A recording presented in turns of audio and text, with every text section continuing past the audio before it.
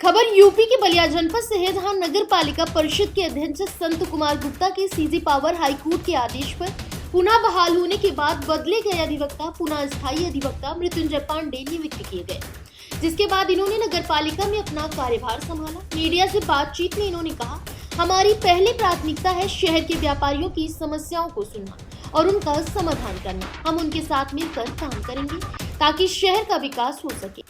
आपको बताते चलें कि बलिया का ऐतिहासिक ददरी मेला की विवाद में नगर पालिका परिषद के अध्यक्ष संत कुमार गुप्ता का पावर सीज होने के बाद स्थायी अधिवक्ता मृत्युंजय पांडे दूसरा अधिवक्ता नियुक्त कर जिला प्रशासन पूरा कमान अपने हाथों में ले लिया। इसके बाद हाईकोर्ट के आदेश के बाद पुनः नगर पालिका के अध्यक्ष संत कुमार गुप्ता का पावर पुनः बहाल होने के बाद उनके स्थायी अधिवक्ता रहे मृत्युंजय पांडे को पुनः जिम्मेदारी नगर पालिका को दे दिया गया। जी, पहले तो पत्रकार बंधु आप लोगों का सबका स्वागत है। आज मैं स्थायी अधिवक्ता नगर पालिका परिषद पर पुनः कार्यभार ग्रहण किया हूं, क्योंकि इससे पूर्व कुछ विषमताएं थी और विषमताएं दूर हो गई हैं और विषमताएं दूर होने के बाद पुनः मैं आज अपने कार्यप्रणाली प्रारंभ कर दिया हूं। सारी कोर्टों में आज से कार्य प्रारंभ हो गए।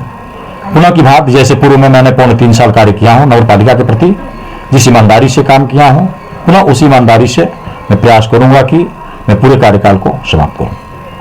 आप नहीं रहे तो क्या इस दौरान कुछ खामियां रहा नगर पालिका की? इस दौरान देखा गया काफी कई चीजें सामने प्रकाश में आए और कई दिक्कतें भी रही नगर पालिका के सामने खड़ी हुई। उस चुनौतियों को अब आप कैसे निभाएंगे और क्या करेंगे आप? देखिए, जो चीजें गुजर गई उस चीज को हम लोग पुनः उसका अवलोकन करेंगे, कहाँ हमसे त्रुटि हुई, कहाँ हमसे गड़बड़ियाँ हुई, कहाँ हमसे अच्छाई हुई, कहाँ हमसे बुराई हुई।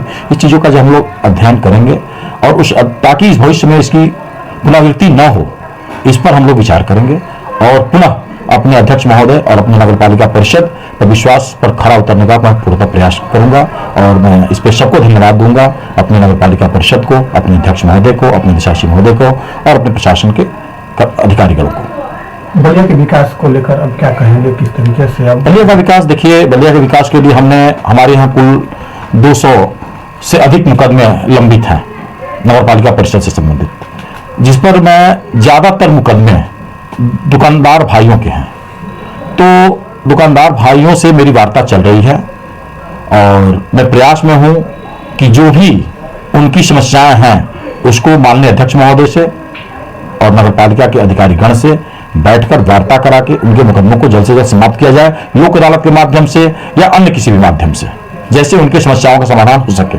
हमारा पहला एक ही उद्देश्य है, व्यापारी वर्ग को जितनी समस्याएं आ रही हैं दुकानों से संबंधित, जिनकी मुकदमे चल रहे हैं, उनको सबसे पहले कॉम्प्रोमाइज के आधार पर, सुलह समझौते के आधार पर उसको समाप्त करना हमारी पहली प्राथमिकता होगी।